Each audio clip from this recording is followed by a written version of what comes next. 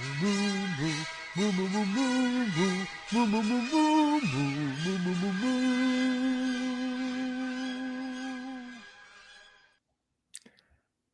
right. Hold on. Here we go. Oh, look at that. Look at that. And let's put this up. Yay! Well, Yay! this is super awkward because I'm still learning how all this works, but we're here. Hello. Yay! We made it. Yes. Welcome to the Flying Cow live stream here on the Flying Cow YouTube channel. I and of course Clay Johnson himself, the Flying Cow, and my host as for this today is the fairest Amanda Van Heil. Amanda, Hello. how are you? I am fantastic. Good. I was about to say my host is always, and I'm like, no, actually, she's my host for like one show. You know, I don't want to commit her to anything more. I just show up everywhere. Yeah, you know. But yeah, I mean, this is kind of going to be what this is. We're gonna talk. I've got a few things that I definitely want to talk about, but it's mostly just going to be like us chatting and me, with my random thoughts and filling in and interrupting myself half the time.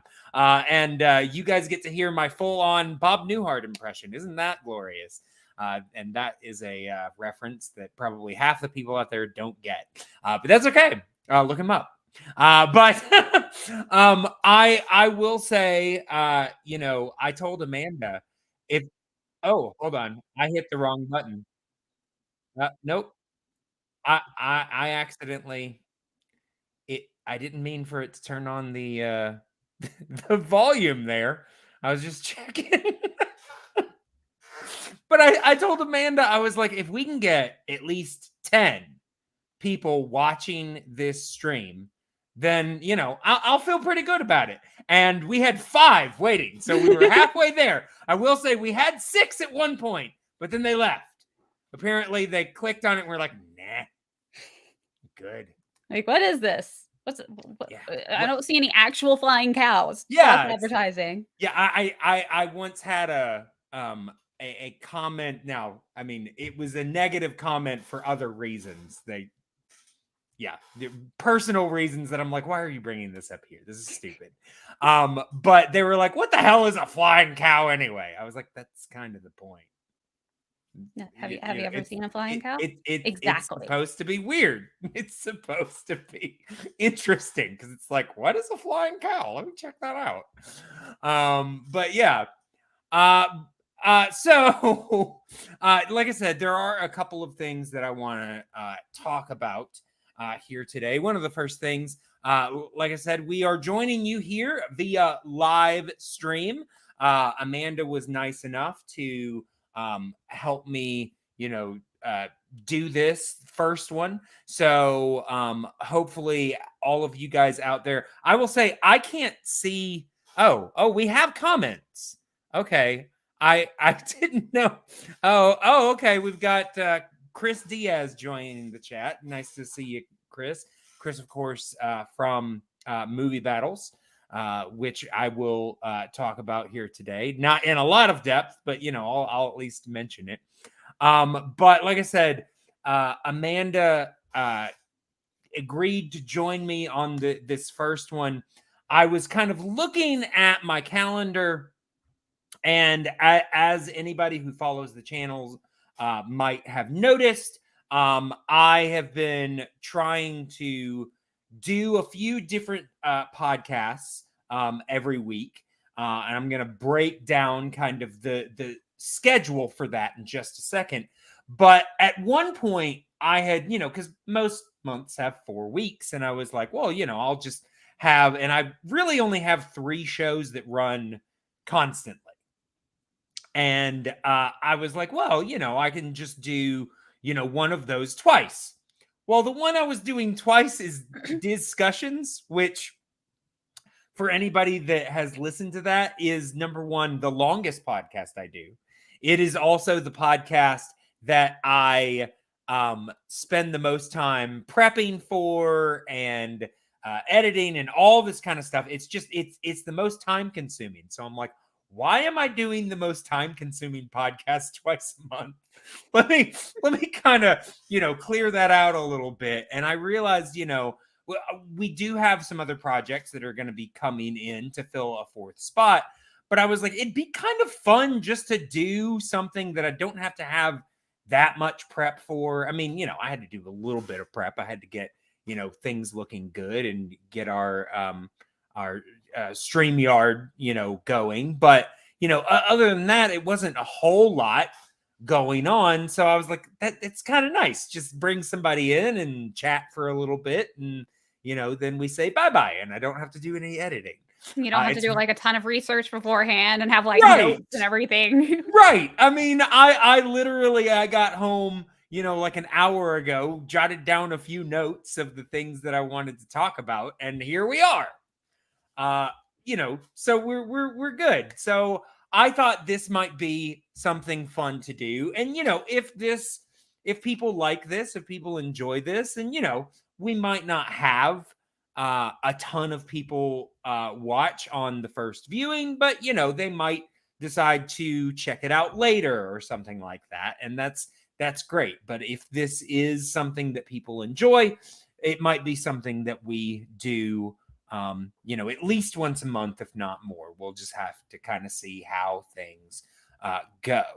But yeah, I do want to go ahead and give you guys kind of an outline. Like I said, if you've been paying attention, you might have caught on to kind of the schedule, but it's only been a couple of months. So you might be like, I don't know, he might change it. And I might, who knows? But for right now, kind of the schedule is the first week of every month, I will put out an episode of Discussions. Discussions is, of course, our Disney podcast where myself and Amanda and a guest, or maybe just the two of us, will talk about a particular Disney or Pixar animated film.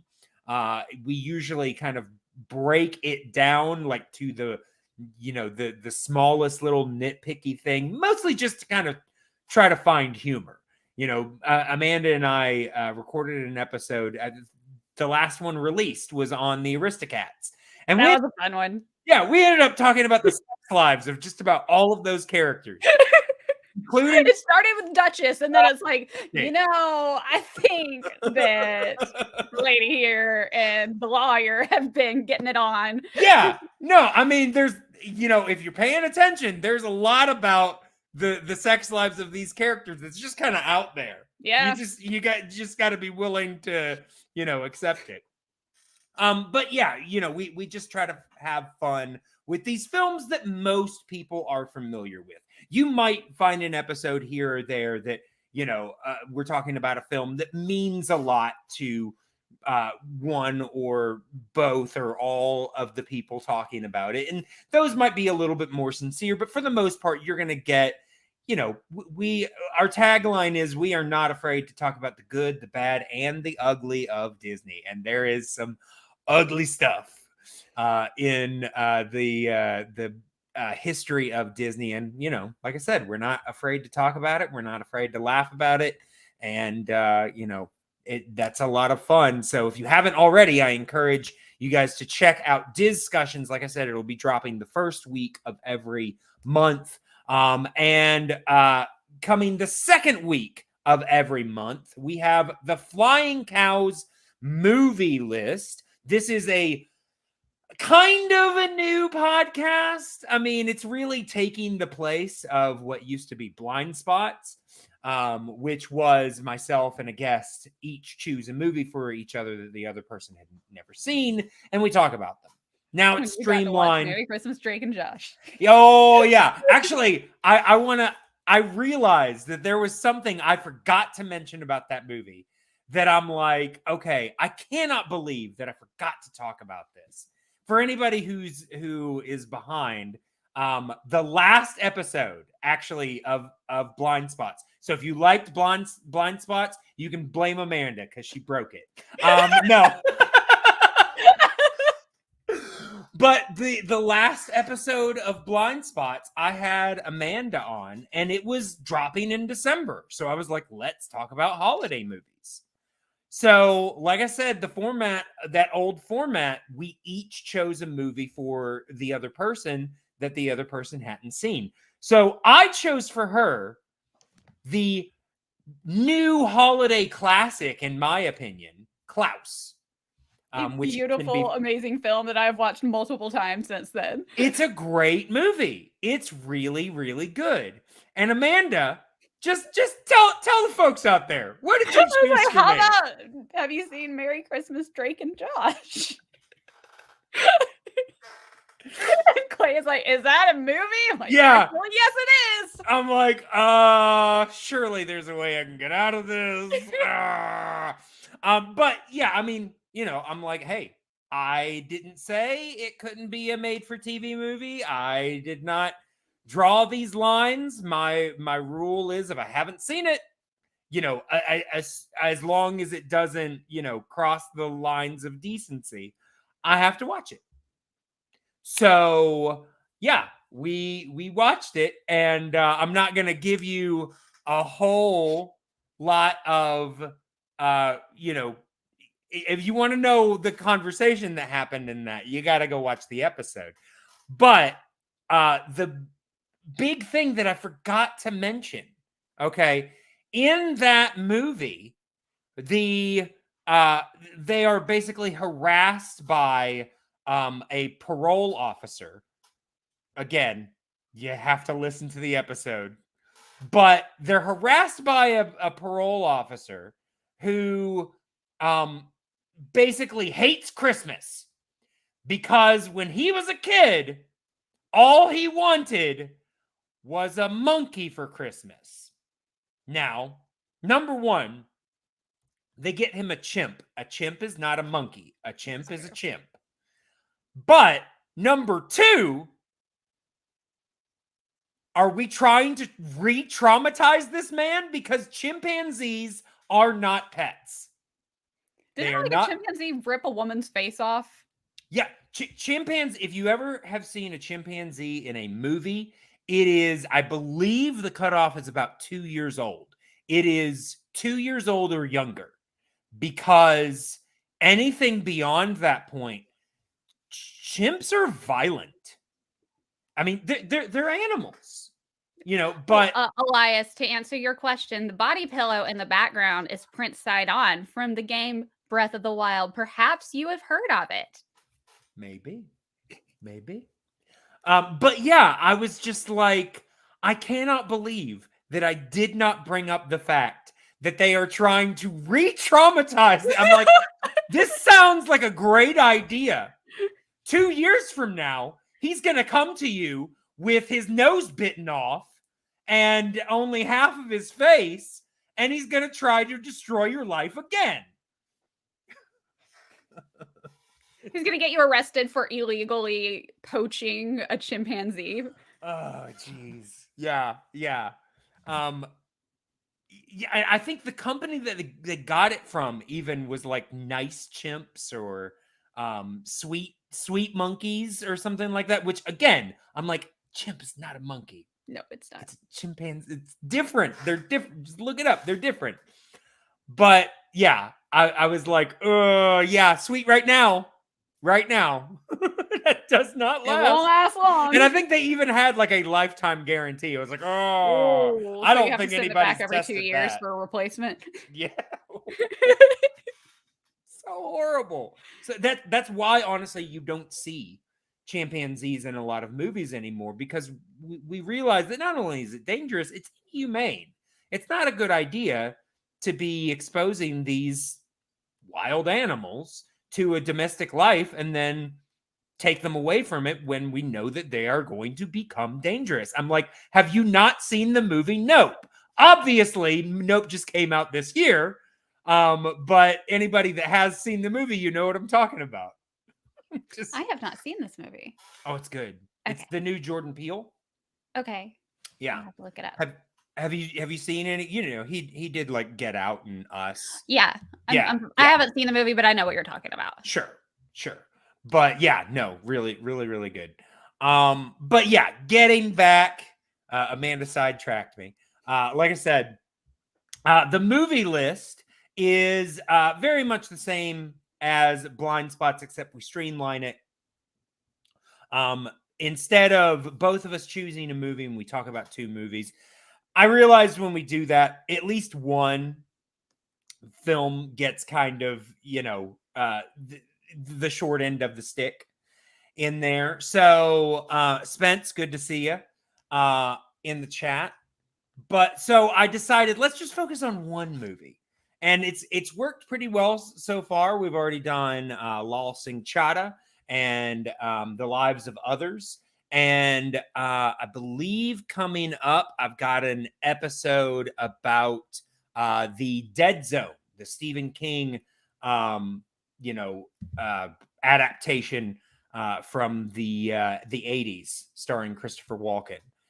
So that one will be coming out next month, but that will be dropping on the second week of every month. So definitely check that out. And then the third week of every month, we have Nostalgia Cow, which of course is the podcast that I do kind of going back into our childhoods and talking about the entertainment from our childhoods, whether it be television or movies, things like that, and kind of reevaluating it, getting the opportunity to rewatch these things and watch it from a fresh perspective. I started out doing a lot of television shows, and then I opened it up to movies, and now all anyone wants to do is movies. Although I think I did. I'm trying to remember the last one coming up, dropping next month. We'll be having one about on television. The last one that dropped this past week was on D2 The Mighty Ducks. And not to spoil anything, but anybody that's got nostalgic goggles on for those movies, I'm sorry. It's not a great movie. I'm just gonna be honest. It's not a great movie. I get it. My 11-year-old self hates me for saying it, but I had to be honest. Not a great movie. That is the third week of every month, and then right now, the fourth week of every month. Like I said, if people like this, if people enjoy this. And obviously it'll be a little different in the other months. I'll probably have some different people on, just kind of talking about different things. But we will be doing the Flying Cow stream. So be sure to check that out and let us know if you want us to continue doing this. I will say though, at some point, the fourth podcast released each month we will be bringing back the Academy. For anybody that doesn't remember, the Academy is the podcast where myself and a couple of co-hosts right now, it is Jack Allison and Hannah Kiefer. They are returning with me this year. We're going to be talking about the films of 1930. And just like we did previously for the films of 1994, if you haven't listened to that, I suggest you go back into the archives and check that out. But basically, we compiled a list of the 15 best films from the year of 1994, and we watched them all and we talked about them in about 3 episodes. And then our 4th episode, we did a big awards ceremony where we named the best picture from 1994, and we will now be doing the same with 1930. In fact, probably coming up in a little bit, in June, we plan to be releasing the first episode of that podcast, assuming that our schedules work out correctly, but that is currently the plan. And if that is the case, then we will probably be using this to unveil the whole our list of 15 in case anyone wants to watch along with us. But that is currently the plan for that. So, and again, if the streams are popular, we'll keep, because streams don't take nearly as much prep as any of the other podcasts. So I can, throw a fifth thing in there if people like this. But just to also let people know some of the other things that we do here on the Flying Cow channel. We have for anybody that doesn't know, we have a Patreon, patreon.com/theflyingcow. I'm going to go ahead and post that in the comments real fast. But that is where you can find all sorts of Patreon exclusive things. You can find the video versions of all of our podcasts. You can also find a bunch of I'm re-releasing one of my previous podcasts there on the lowest tier, and excuse me, one of my old podcasts. I did something similar to a few other podcasts. I called it Cancel Too, or not Cancel Too Soon. Cancel Too Soon is from the critically acclaimed network, but no, I called it 2 Seasons or Less, where we took shows that lasted for 2 seasons or less. And at first I did them episode by episode. So I'm releasing one a week. So it's going to take me a while to get through all of those. But right now I'm re-releasing our reviews of Pushing Daisies. So there's some fun things. I've actually been re-listening to some of those as I've been re-releasing, and some of them are actually still pretty good. Some of them, I mean, you can tell, my setup wasn't great. The audio is a little worse in some than others. Microphone was turned around. Yes. I'm glad you mentioned that. For anybody that listens to any of the upcoming podcasts, I do want to make a disclaimer and an apology right now for both the most recent Nostalgia Cow and the upcoming Discussions episode, and also, unfortunately, the Patreon exclusive podcast Around the World, where we talk all things Ernest P. Worrell. We did an episode of Ernest Goes to Jail, and as I was starting to edit some of these episodes, I realized my audio sounds like shit. Why is that? And like I said, I had recorded all 3 of these episodes before I realized that my microphone got turned around. I don't know how, and I don't know when it happened or anything like that. I just know that it happened, and it made my stuff sound like shit. But now I've got it turned around, so it sounds better. I'm not saying it sounds amazing, but it sounds better. Maybe Teddy did it. You know what? I wouldn't put it past him. He's never a huge fan of me being of me working, so I wouldn't put it past him to sabotage my shit. Yeah, I think Teddy and Bentley call each other up and are like, how do we mess with them? How do we mess with our humans now? Yeah. They need to be spending more time with us, not doing their own thing. But like I said, check out the Patreon. I just put that in the comment section. Make sure to check that out. We've got a lot of different things over there for you, and we'd love to have you. But we also, and I don't have anything concrete to give you yet, but we are still planning on bringing back Movie Battles, our Disney Pixar trivia game. We, wrapped up season 2, and unfortunately right now I am the main question writer. I also am the only editor and all of this other stuff, and getting these podcasts going, plus trying to make sure that I'm making enough money to pay my rent and everything else. Always important. Yes. It's just been really hard to do all of it. So I am currently working on, basically, I just wanted to make sure that I had enough questions written before we started, because I ran into some issues at the end of last year.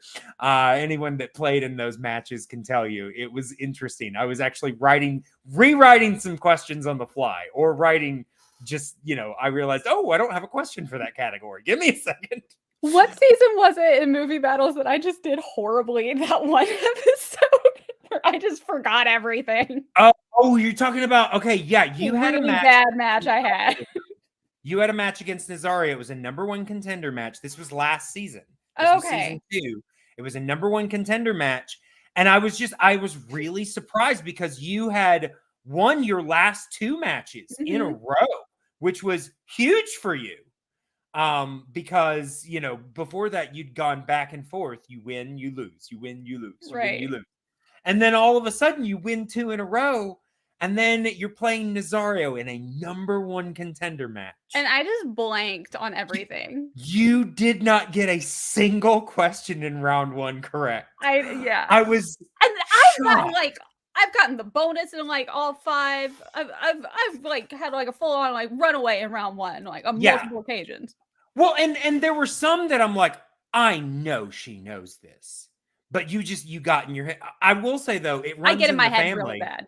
It runs in the family because were you on the call with me in Dan's last match? I think so. I think I was commentating on that one. Yeah, because I mean, I love Dan. Dan actually has some pretty decent knowledge, but sometimes he just gets stuck. Yeah. And that the match that he played at Blowout, he got blown out. Let's just be honest. I know this. Yes.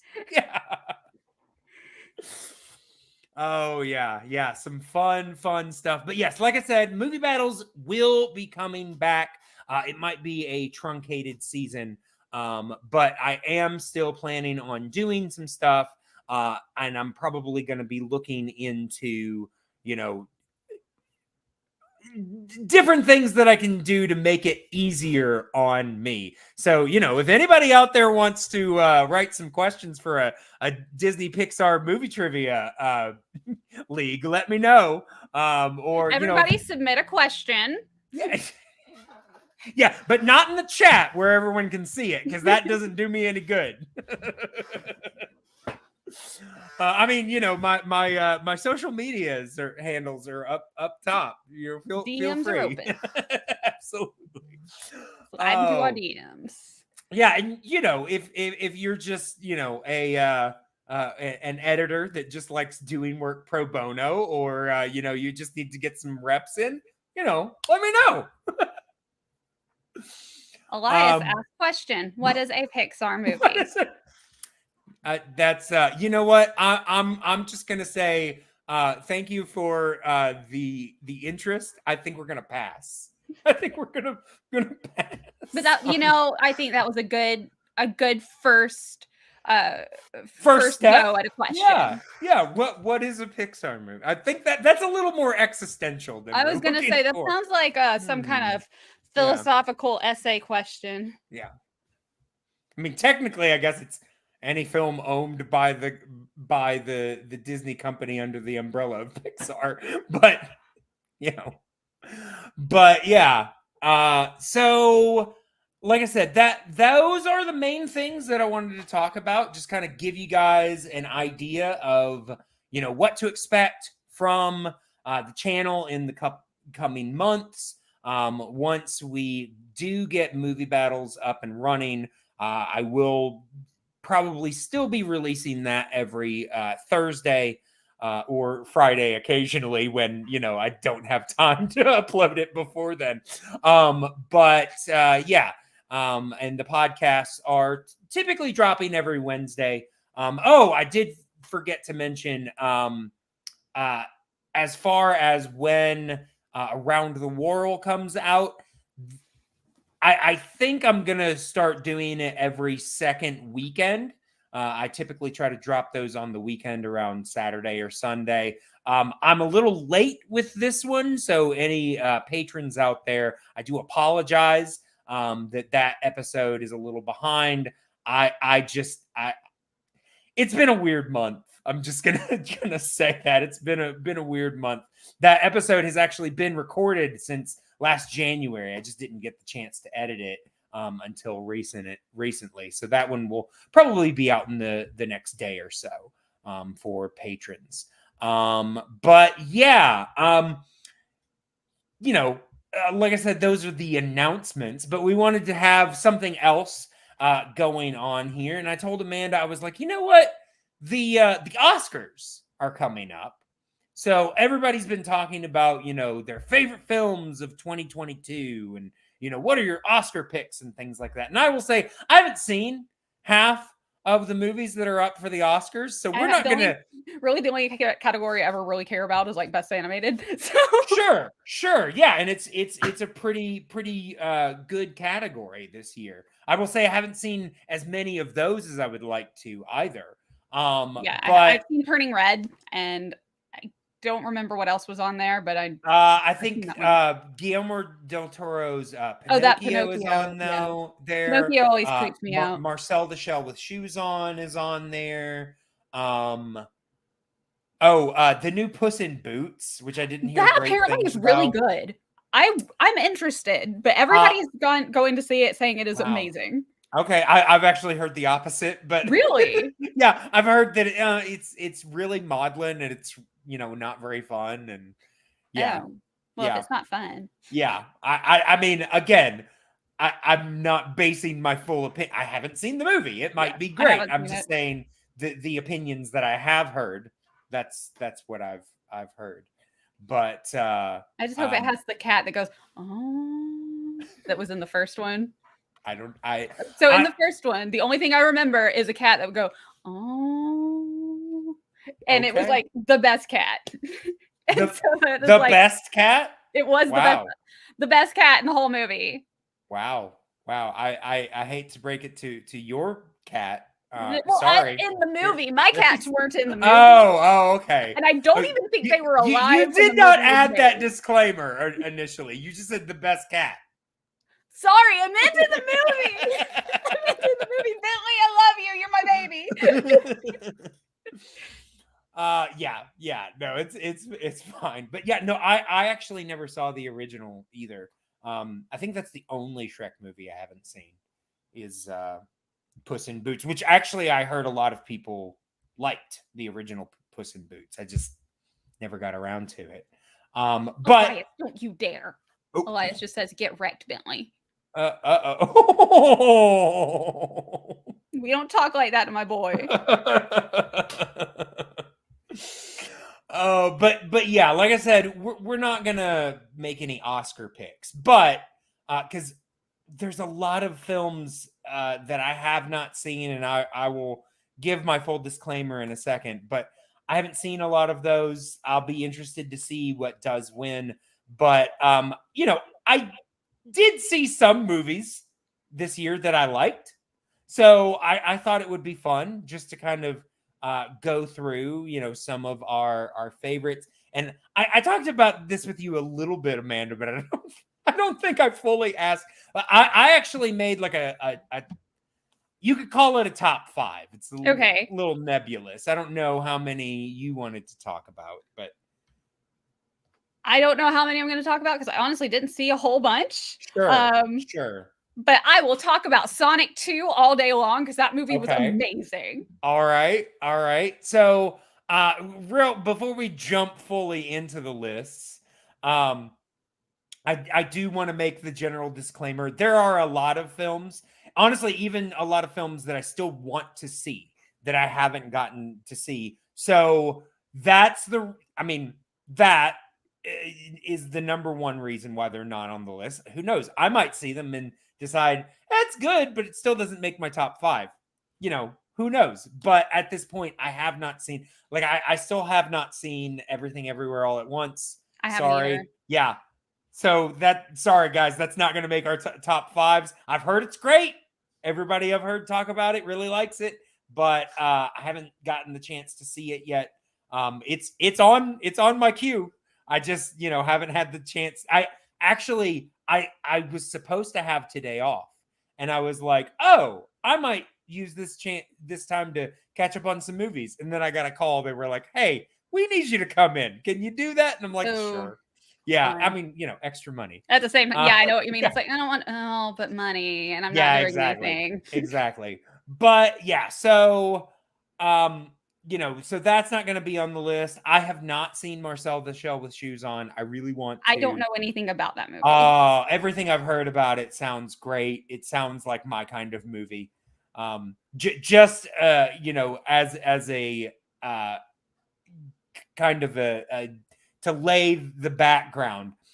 I have realized recently that the more a film makes me cry, the more likely I am to like it. So, gotcha. I mean, there are definitely some exceptions. Dumbo. Well, I mean, it's been a while since I've seen Dumbo, so I can't really tell you what my reactions to it are. I will say there are still parts of Forrest Gump that make me cry. I have a lot of problems with that movie. I would not call it one of my favorite movies. So, just because it makes me cry doesn't automatically mean that I love it, but it doesn't hurt. But yeah, I still haven't seen Tar, heard great things about it. So a lot of these, that are actually getting nominations, I haven't seen yet. Sorry. Just haven't. But so Amanda, yes. How many films do you have down there? Do you know? Sonic 2 and Turning Red for sure. Okay, you're just gonna go through all of them. Those are my two. Those are your two. Those are my two. Wow. I wanted to see Uncharted and I never got around to seeing it, but I still want to talk about it because I love the games. Okay.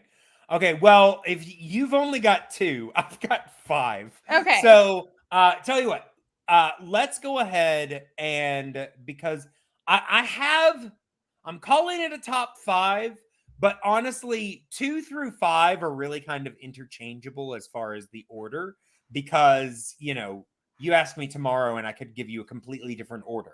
But just for the sake of clarity, I'm, just going to talk about them in a particular order. But my number 1 is my number 1.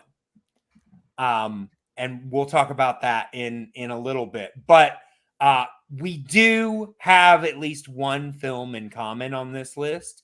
So let's go ahead and let's talk about Turning Red. Awesome. Because this was a film that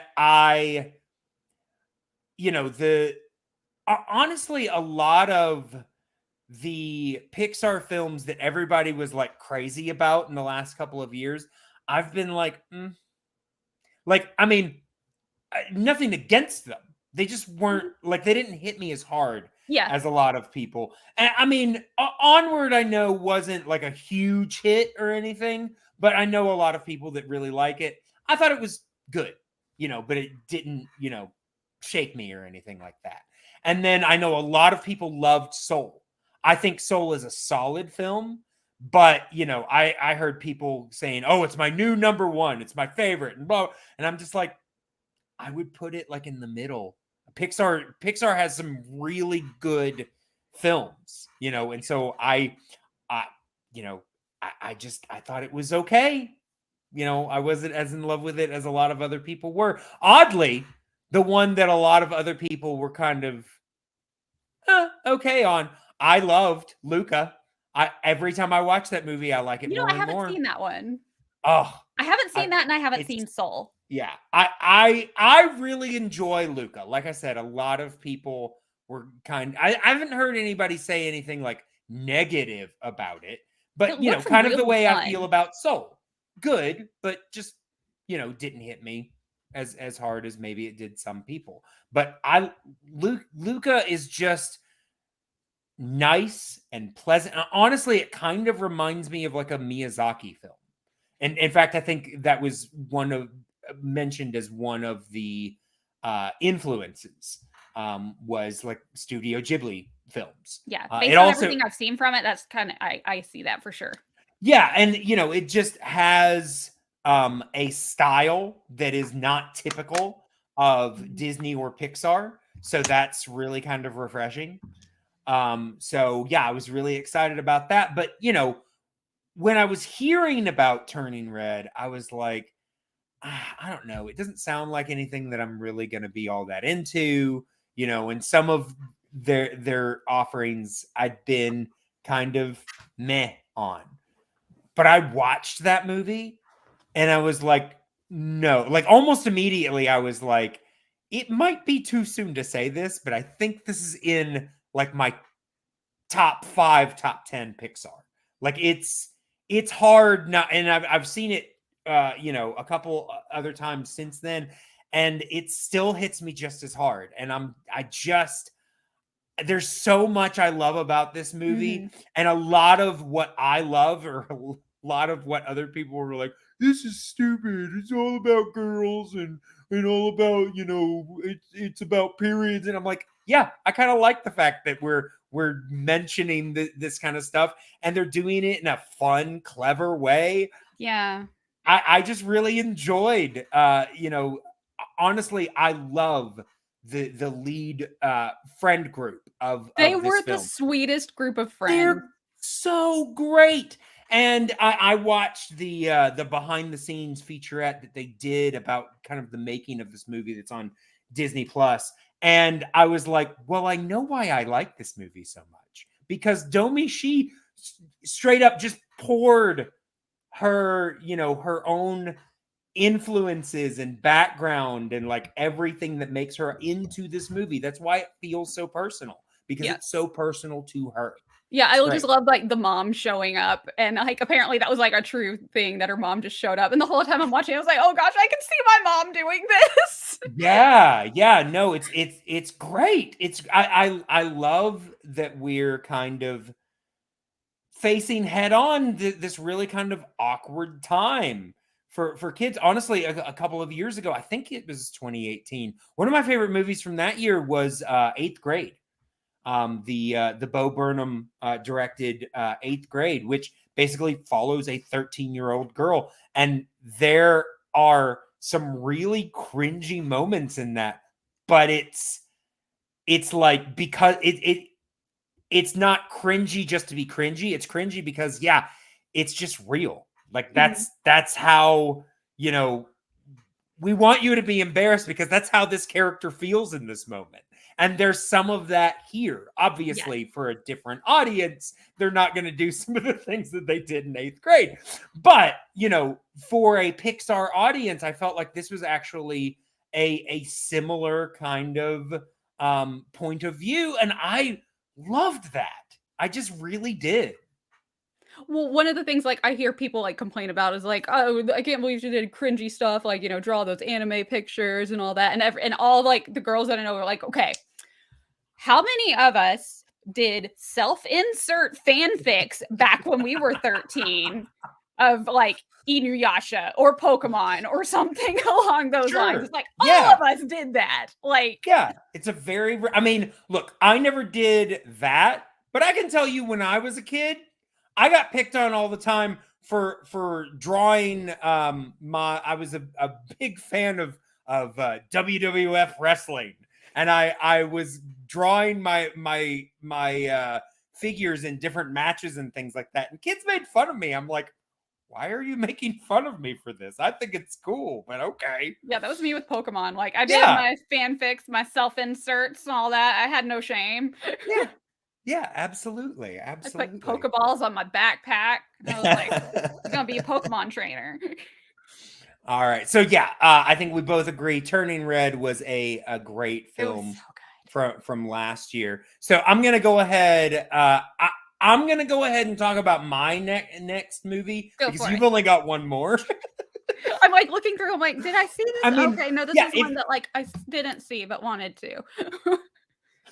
I mean, I will say, if you come up with anything else, feel free to throw it out or let me know. But I mean, so far you haven't been shy about what you're gonna talk about. Elias, the fanfics are long gone, burned in the trash can, right? Yep. At a party. Oh, all right. So you're not Tina Belcher from Bob's Burgers? Reading your fanfic to all your friends? Oh God, no. Oh gosh, no. Oh. We're not gonna have you bring those on one of the live streams. Dear God. There is nothing.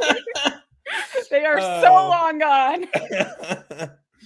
All right. So one of my next ones is a film that we've already mentioned here, and that is Jordan Peele's Nope. I just really enjoyed this film. I will say I've heard a lot of people call it his strongest film to date. I still think that that's Get Out. But I do think that it is a little stronger, a little bit more focused than Us, although I had a ton of fun with Us.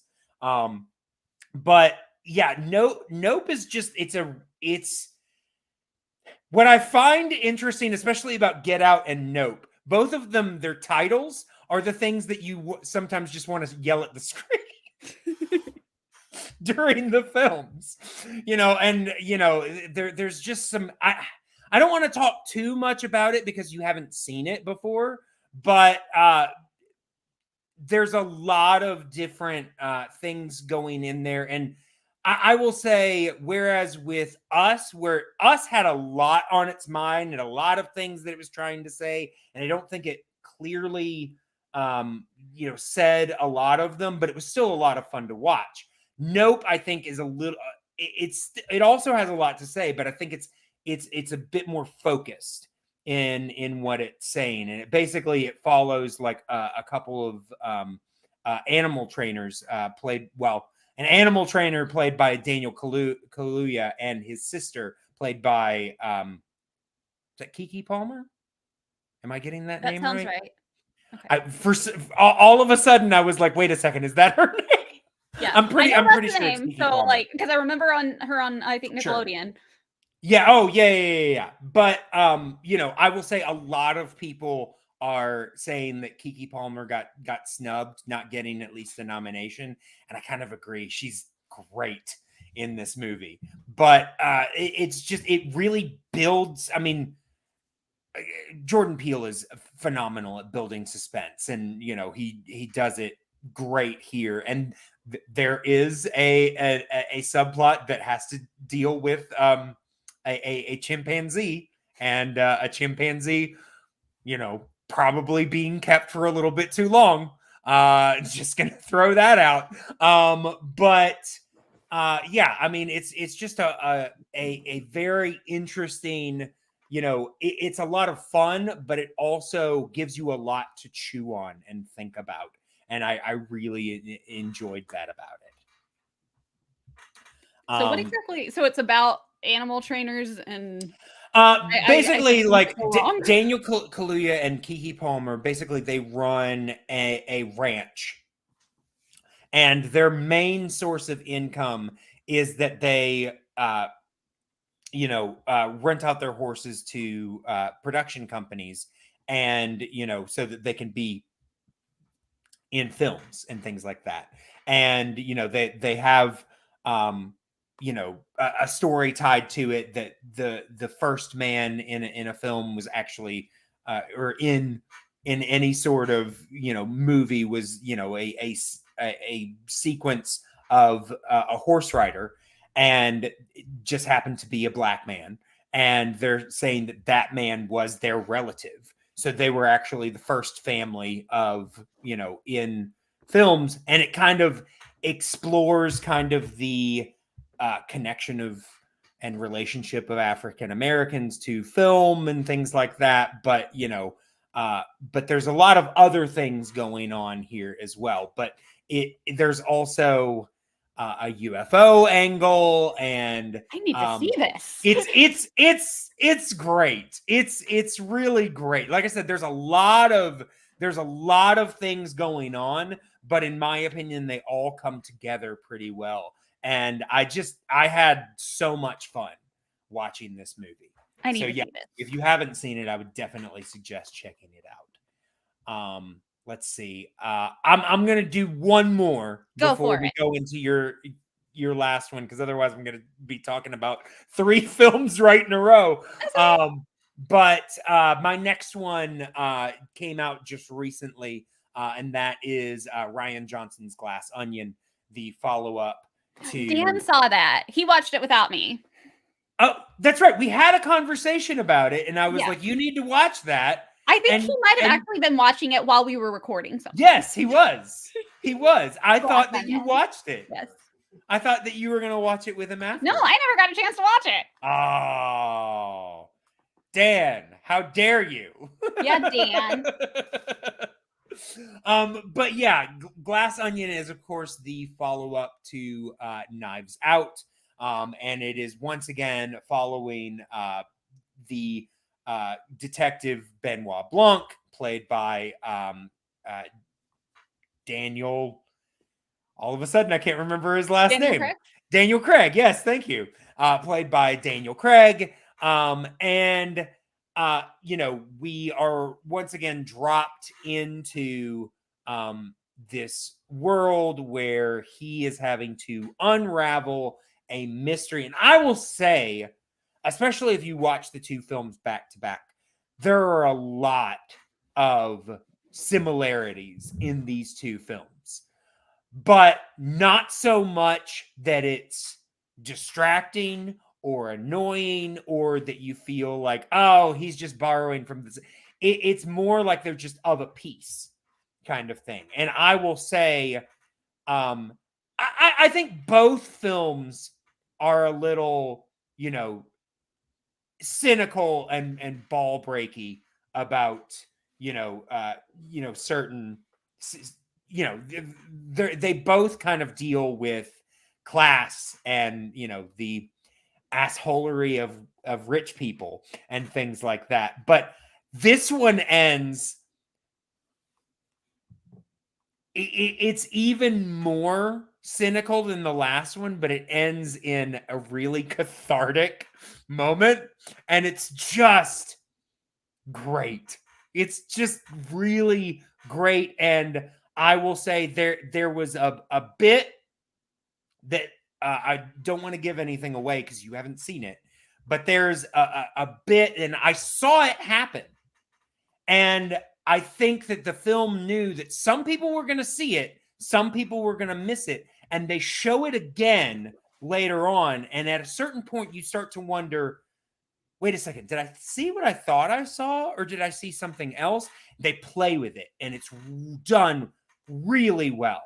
And there's just some great things. I mean, I love whodunits. I'm actually also a really big fan of what Kenneth Branagh has been doing with the recent Hercule Poirot films. I'm really excited that he's doing another one of those. But I love murder mysteries. I mean, growing up, my mother's favorite show was Murder, She Wrote. Or as that with my mom many a time. Yeah, or as she called it, Jessica. Because my mother could not remember the name and didn't care to remember the name of the show. Just called it Jessica because Angela Lansbury's character was named Jessica Fletcher. So she just called it Jessica. And I mean, I would be like, it's Murder, She Wrote. And she's like, you know what I'm talking about. And I'm like, I do, but that doesn't change the fact that that's not the name of the show. Well, that's like my mom calls Ouran High School Host Club. There's a character named Honey Senpai, and she can never remember the name of the show, so she just calls it the Honey Pie Show. Like his name isn't even Honey Senpai. It's not even Honey Pie. It's Honey Senpai. But you know what? Wow, that's so she just calls it the Honey Pie Show. Why not? Why not? Oh, hush, Absolutely. Elias has issues with Ouran. Oh, well. I think it's wonderful. I don't really know what it is, so that it's an anime. Oh, okay. It's a reverse harem. Well, one of these days we're gonna have to do a series where you take me down some anime. Oh, I will pull out the most trash anime too. That's gonna be fun.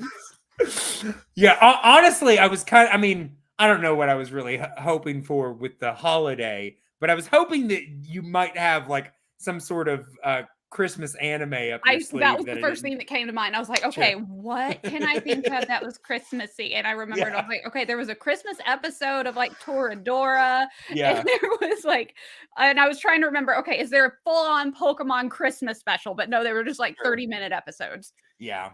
Yeah. But yeah, we'll have to. I'll probably have to have you back on movie list at some point. Because technically, you have been on that trash. It'll be fun because that's mostly what I watch. All right, sounds good.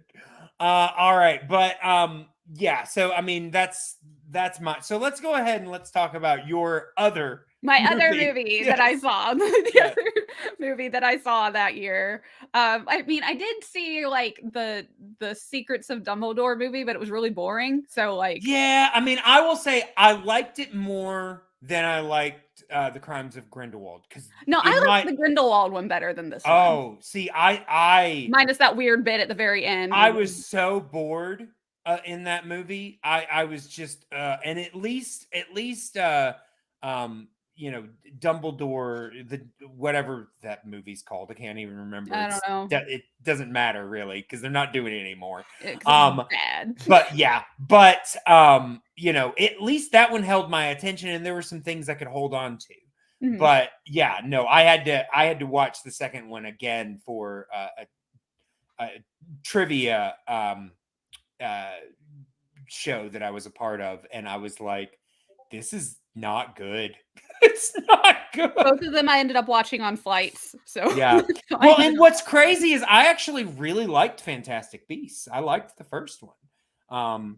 But I mean, I expected it to be more fun. Yeah. I mean, I wanted more of the. I mean, they shouldn't have called it. They shouldn't have called the series Fantastic Beasts because they pretty much dropped that after the first one.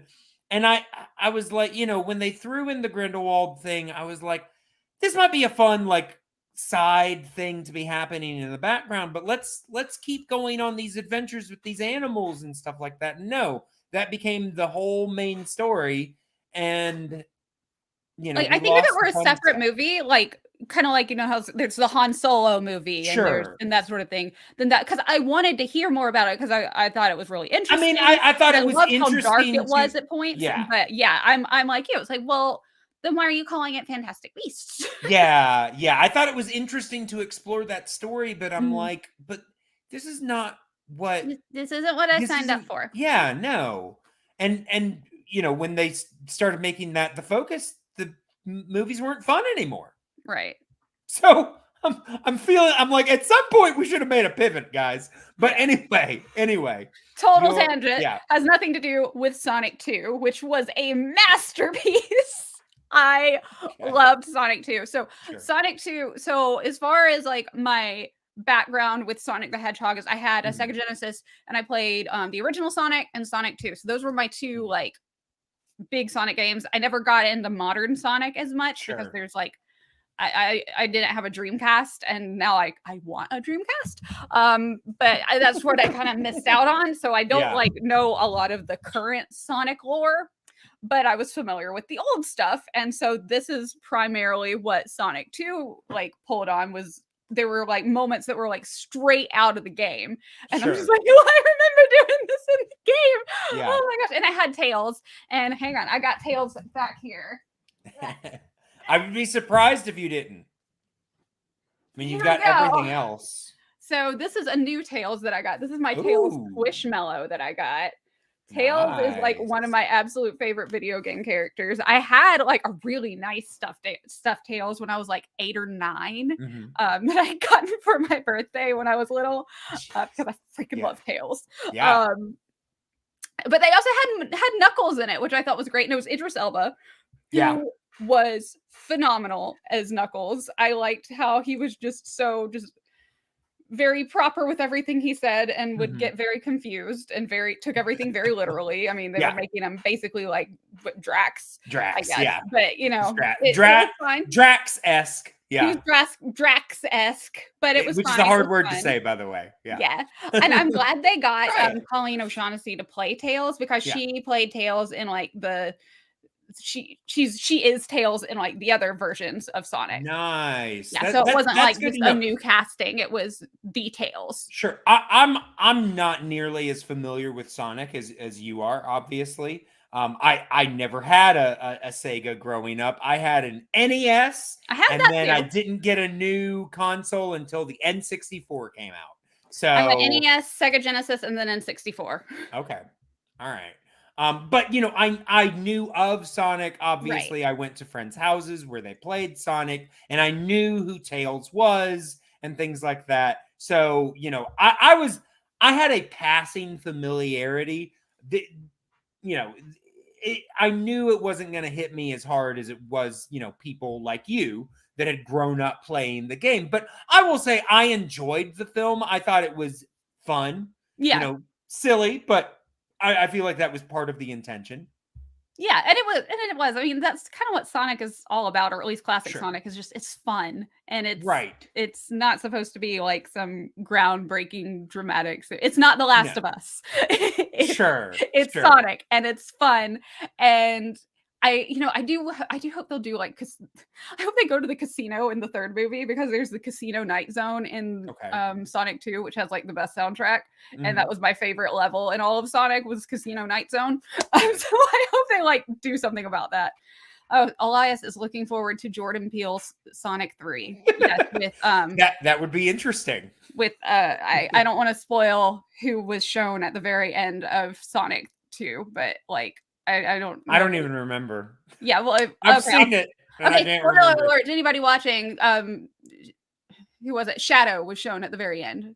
I thought it was going to be Metal Sonic, and because that's who I was expecting, because that's who you battle. That's who Robotnik builds in Sonic 2. And so I was like, okay, well, they're going to show Metal Sonic in this. And instead they went straight to Shadow. So I'm hoping they'll bring in Amy Rose then for like Sonic 3. I think it's time, because this first was like Sonic finding a family. This was Sonic finding friends. Third one's going to be Sonic getting a girlfriend. I mean, it just kind of makes sense. But what I really liked about it, honestly, was like Sonic's adoptive parents, especially like the mom. I can't remember the actress that played her, but like I know the guy it's James Marsden. I just call him Cyclops because he was Cyclops in X-Men. So, you know, Cyclops and his wife, you know, they essentially adopt Sonic, and it could have been so easy to have like the wife just be like, oh, why are we adopting this blue guy? And she was like just as supportive of Sonic and loved Sonic just as much as he did. And I thought that was a really Sumter? What? Tika Sumter? Maybe. I don't know her name. Oh, okay. I just know she was really pretty and she did a great job, and that was not it. I mean, she fits that bill, yeah. Yeah, I'm pretty sure it's really pretty. Oh yeah, no, I'm pretty sure it's Tika Sumter. She played Maddie in the film. Yes, that was the name, Maddie. Okay, yeah. But like, it so could have gone the direction of, oh, she's just the mom who doesn't get it, and she's just going to be the annoying wife who like just doesn't like Sonic. Instead, she's like, she loves Sonic. It was brilliant. And then they included chili dogs, as they should. I had to go have a chili dog afterwards. To this day, ever since I was a child, anytime I would have a chili dog, I was like, I feel like Sonic the Hedgehog right now. And that would be the only reason I would ever eat them when I was younger. I did not know that was a Sonic thing that Sonic likes chili dogs. I mean, I know that they have chili dogs at Sonic. Which is weird, because you have nothing to do with it. No, they don't. And for some reason, there was no collaboration, which I don't understand. You would feel like that would be like, there had to be a meeting at some point. Yeah. I don't know why. We gotta make this work. Right. Yeah. But yeah, no, it just did not. They missed the boat there. They missed the boat there. It was very much a missed opportunity. Nice. All right. Well, then I'm going to go ahead and I'm going to name one of my next. I've got it listed as my number 2. Again, any one of the other ones at different times could be my number 2. But I put it at my number 2 just because it's in a genre that typically is not necessarily like my favorite. I have only recently started getting into horror films, and you could describe Nope and Get Out and those as honestly, definitely us as horror films. Those have kind of been part of my getting into horror films. But for the longest time, I always just associated horror films with slasher films. I thought that's all it was. And I was like, I don't like horror films because I didn't think I liked slashers. And honestly, some of them I'm not really interested in, but there are actually some interesting things in some of the early ones. But through listening to different film podcasts and things like that, I started watching more horror films and things like that. And what's funny is that had it been my choice, I probably would not have seen this film. But I was going on a date, and I specifically asked the girl, I was like, so what would you like to see? And she named this film, and I was like, okay, all right. And I was really terrified. But when I watched this, I just really enjoyed it. And the film is Smile. Which what's really funny is that it's so well done, and it's scary. There are a Is that the one lot where they of did like the advertising campaign where somebody would just be standing there like smiling, being weird? Yeah.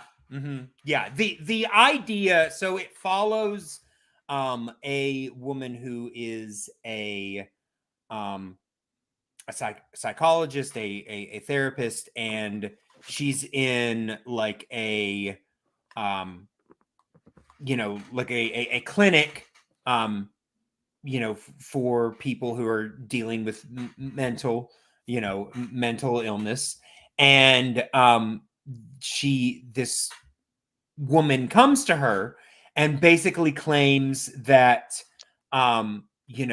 she saw someone kill themselves a few days ago, and now she keeps seeing people just smiling at her, and she sees really freaky things, and basically she knows that she's marked for death, kind of thing.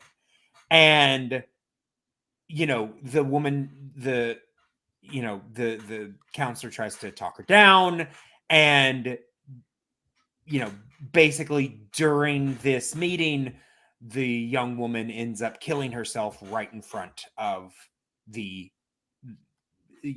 her counselor. And obviously she's shaken by that, but she's also dealing with some other trauma in her life. And we start to realize that this she also starts to see people just randomly smiling at her, and she's basically being stalked by this smile, and people increasingly start to think that she is losing her grip because she increasingly comes off like she is. But basically nobody believes that she's seeing what she's seeing, type of thing. And it is becomes very plain that this is a metaphor for buried trauma, and for not dealing with your own psychological issues, things like that. But it's so smart, and it's so well done, and it's just honestly, it was weird. But during this film, where the main threat is people just randomly smiling at someone, I caught myself in the theater with people around me screaming and freaking out and cowering, and I'm just sitting there enjoying the storytelling so much that I realized I was sitting there smiling. And I was like, if anybody looks at me right now, they're going to be really freaked out. So I had to but I was just so engrossed in this film. It was just masterful storytelling. And there are, right before I went to see it, I listened to a podcast that I really enjoy. And both of them are huge horror fans. And they mentioned that there are things that what excited them so much about the film, not just that it's scary, not just that it gets to you, because it does, but also that there were images in the film that felt new. And now, granted, I don't have nearly the extent of, I've not seen nearly the amount of horror films that these guys have. But there's an idea in this film that is really haunting, really creepy, and at the same time kind of brilliant. And I'm just like, oh wow, okay. And it's just good. I just really, really enjoyed watching this movie. And I will say, I've, when it first came out, I was hearing only positive things. And then at the end of the year, I didn't see anybody putting it on their top films list, but I did see at least one or two people whose opinions I trust put it in like on or near their bottom. And I was like, okay. I mean, we're all entitled to our own opinion and perspective, but I was just like, I just really liked this film. So I will say, if you haven't seen it, definitely check it out. I believe it's on Paramount Plus. Oh, I have that. Okay. Right now. I'm pretty sure it's on Paramount Plus. It's either on that or it's on Peacock. I'm pretty sure it's on Paramount Plus though. But it's definitely, especially if you enjoy horror films, definitely worth checking out. I will definitely say, for people that are new to, I mean, I've been on this journey for a while. If I had started with this, I might not have enjoyed it so much. But I have, built up a bit of a tolerance and, understood what I was getting into. But yeah, no, it's just, it's a fun watch. Well, it's interesting. So, just fun fact is there is a roller coaster in the UK called the Smiler. And so I thought the two like were related somehow, because like it's supposed to be like a psychological thing, like sure, like you get off and then it makes you smile or whatever. Right. I can't remember. Well, they had a really weird marketing campaign for it as well, from what I understand. I will say, when I first saw the previews for this, I was like, oh, I'm familiar with this concept. There was an episode. I'm a big fan of Doctor Who. There was an episode of Doctor Who a few years ago that had villains called the Smilers.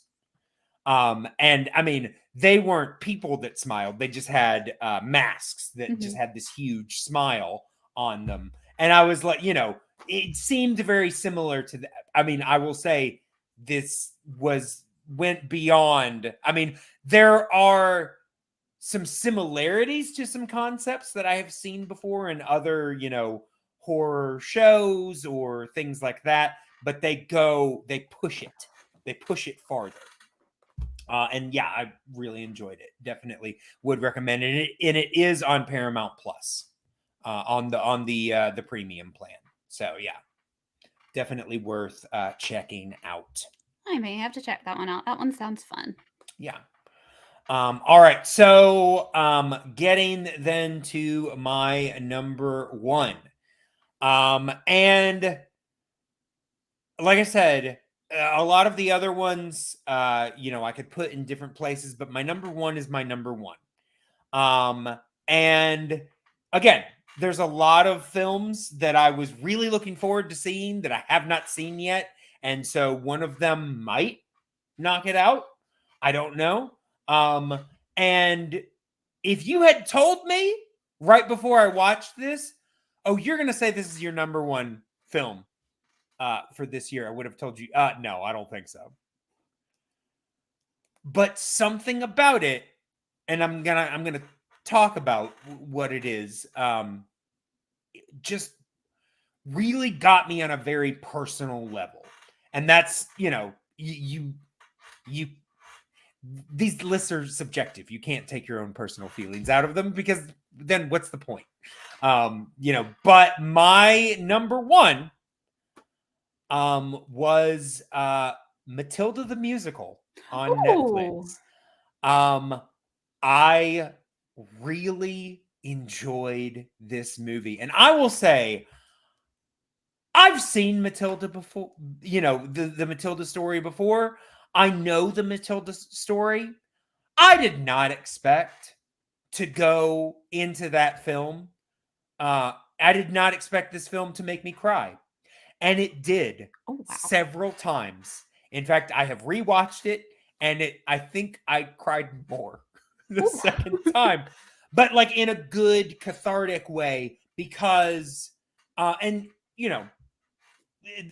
number one, we all, anybody that has seen the Danny DeVito film from the 90s with Mara Wilson, or anybody that has read the book, we know the story of Matilda.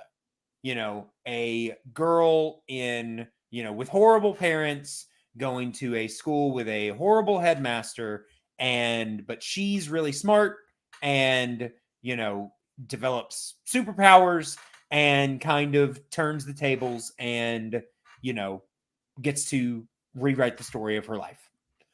I will say there are very fundamental things about that story that are big parts of why I like this so much. But I will say, I think why I like it so much in this form is the focus. Because, in the Mara Wilson film, I remember it more being about the whimsy and the magic. It was really fun. Yeah, and the kind of the darker elements were just kind of, there for background, but not really focused on. Whereas this, number one, it's a musical. So you can give a lot of depth to things by singing about, the things that are a little harder to talk about in a children's movie. You can sing about them. And true. They still feel fun and cheery, but you're getting them fleshed out a little bit more than you would in a children's film from the 90s. But yeah, so the thing that hit me on watching this film is that this, on its basic foundation, this is a story about two children who went through horribly abusive childhoods, and they have now found each other, and they are deriving strength and learning to heal through each other. That at the core, that's what this story is. That's what this story is about. And I just found something really beautiful about that. And, and then there's also the idea, and, all of Roald Dahl's stories have a bit of this very cynical worldview. Roald Dahl, if you're not fully aware, was a very cynical, miserable human being. He really didn't like many people. So, a lot of his books were basically just about how horrible people are. And he freaked me out. Sure. Even as a middle school reading, I'm like, this is freaky. I don't like it. Right. But what is fundamental to that is that we get to see that no matter how old you are, the system is designed to fuck you over. It's just designed to screw you. And because this is a fantasy, we get to see someone who is in the worst of the worst situation say, oh, you get to cheat? Well, guess what? This is a fantasy, so do I. I have superpowers and I'm going to fuck you back.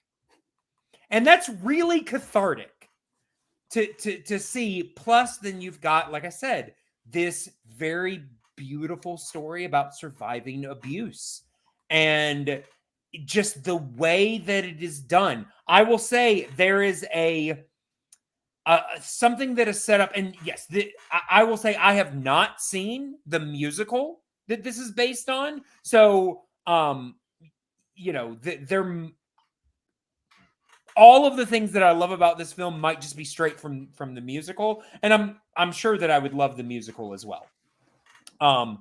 But I will say that there are things that are inherent in the way that this was filmed that I just love that do visually really connect with me. There is and it's pretty obvious, but I'm still not going to say it because it is designed to be a twist. But I saw it coming a mile away. But when it happened, I still got choked up. When they made the reveal, I already knew it. I already knew the connection that they were drawing here. But it's still, in that moment, I was like, oh, geez, I knew this. But the way that it's so good. And I will say, just to kind of give a shout out to the cast here. The Trunchbull in this is played, of course, by Emma Thompson, who, I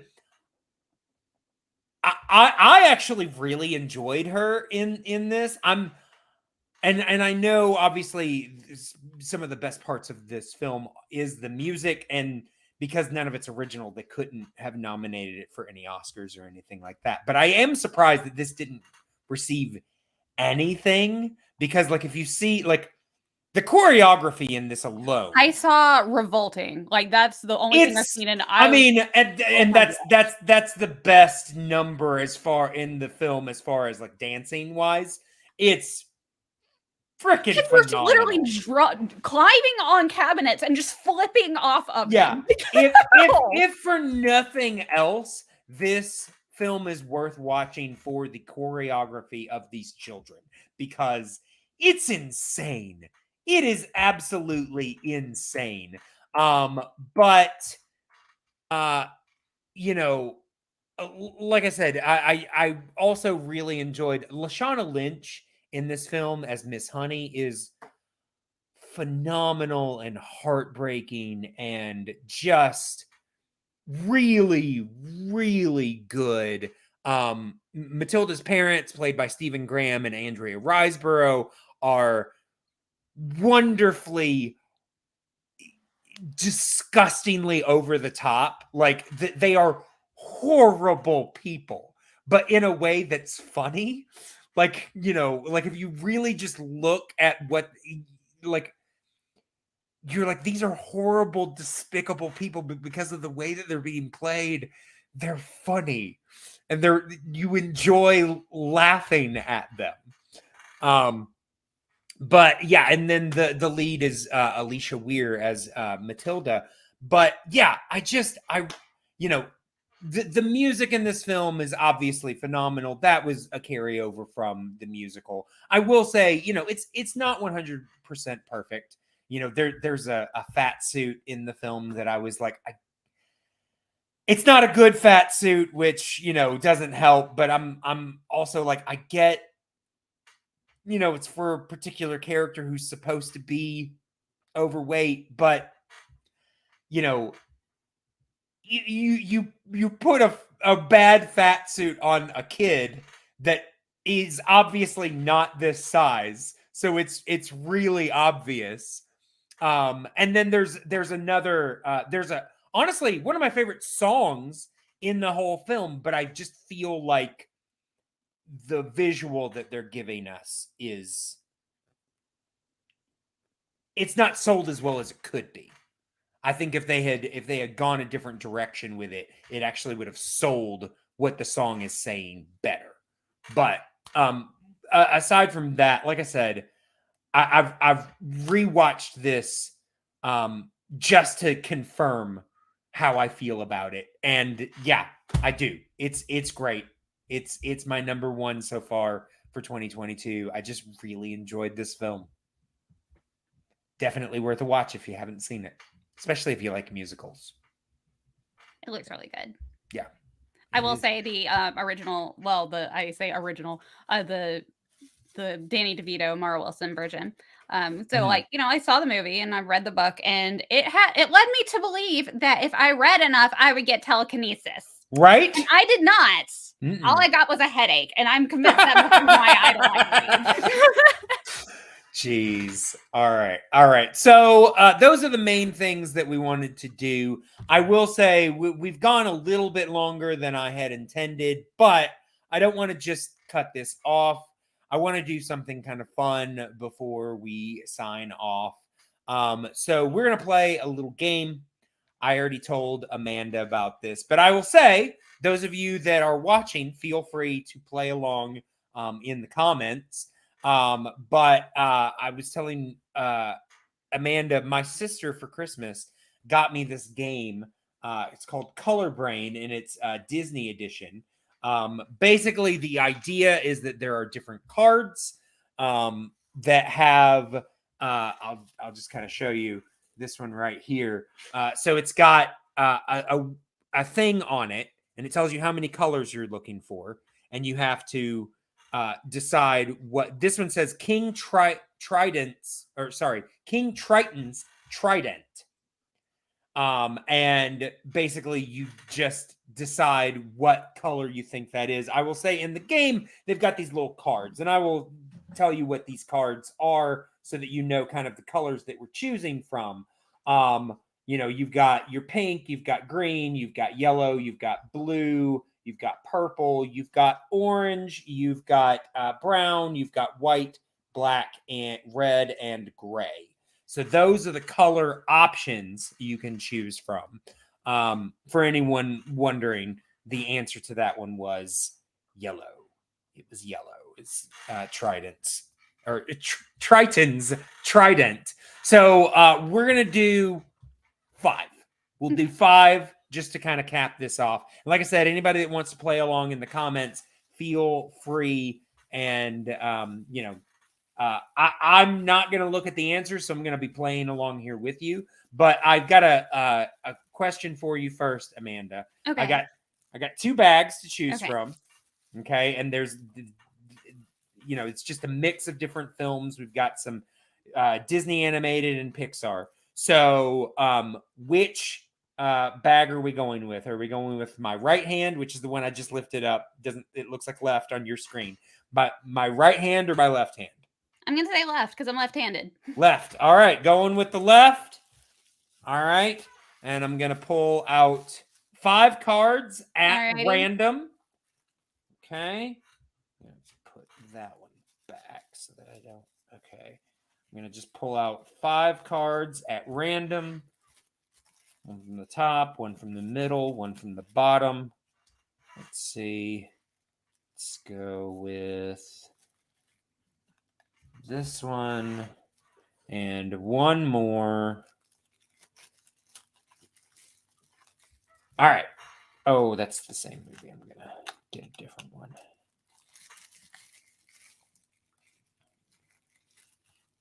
Oh, jeez. Sorry, I'm trying to get different movies, and all of a sudden I keep grabbing the same movies. All right. So I will say, just so everybody knows, I've got one from The Incredibles, one from Hercules, one from Monsters University, one from Sleeping Beauty, and one from Winnie the Pooh. Okay. So, Amanda. Yes. Which one would you like to start with? Let's do Winnie the Pooh. Winnie the Pooh. All right. All right. So everybody out there, feel free to put in the comments your choice for the color that you think this item is. So, and some of these are easier, some of these are harder. So we're looking for one color. Okay. Some of them will be multiple colors. I think we've only got one that's multiple colors in the ones we picked, but that's okay. So in Winnie the Pooh, one color. The bow on Eeyore's tail. Okay, and we get 15 seconds for this. Okay. Am I allowed to say it now? I think what we'll do is we'll go ahead and I'll count down 3, and then we'll just say I've got the cards. Okay. So I will lift up the color that I think it is. Gotcha. I think I just showed it to everybody, but that's okay. All right.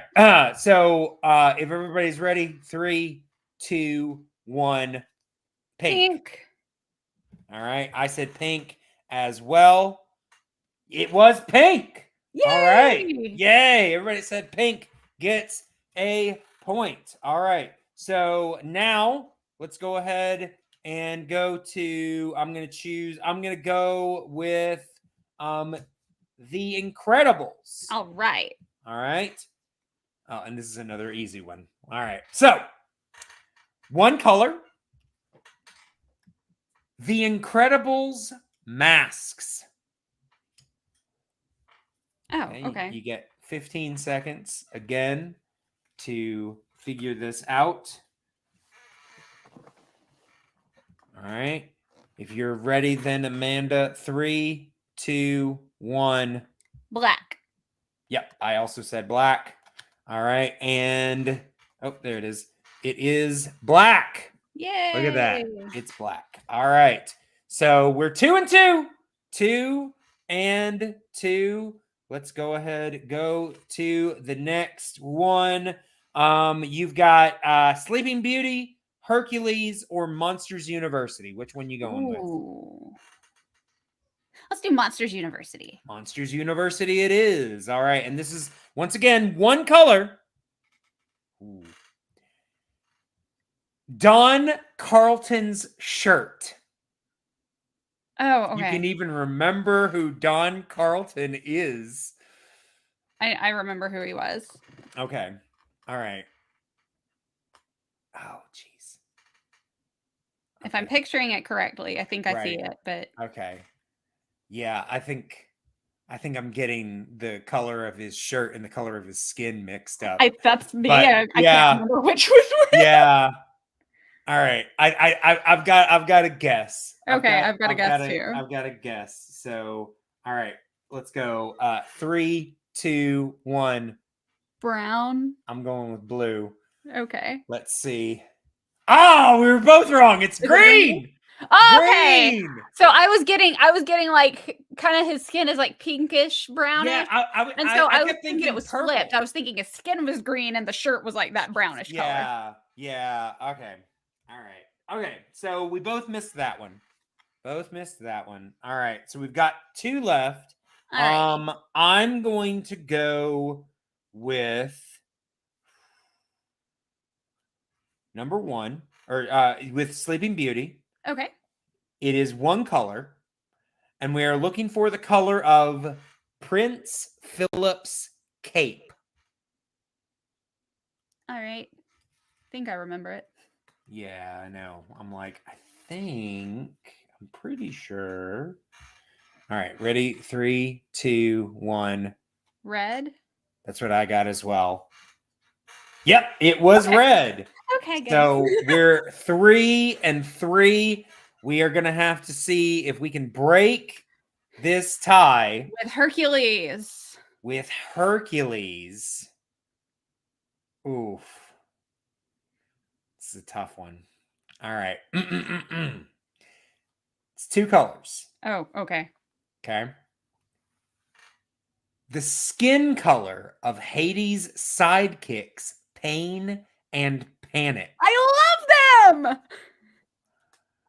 Yeah, but do you remember what color their skin is? I think so. Well, I mean, it's 2 different colors, remember? I think I remember. Okay. All right, so I've got mine ready. Are you ready? Yeah. All right, then 3, 2, 1. Blue and pink? Oh, I'm saying pink and purple. Okay, so Panic is questionable. It's like a bluish purplish color. Yeah. Okay, let's see. Blue and purple. Neither one of us were right. We both split the difference. I'm sorry. Pain is pink. They are wrong. I mean, it's magenta. It's like a purplish pink. It's magenta. Yeah. It can go either way. Yeah. I don't know, but yeah, we both missed it. Well, that's all right. We neither of us needs to win that. That's fine. I think this is a good place for us to stop. So I just want to say, for those of you that actually watched this whole thing, I appreciate it. Hopefully, you guys enjoyed this, and we'll see about doing more of these in the future, probably with some other guests. But thank you, Amanda, for being here, and thank all of you guys for watching. And like I said, we'll be back doing more of these. But until then, moo.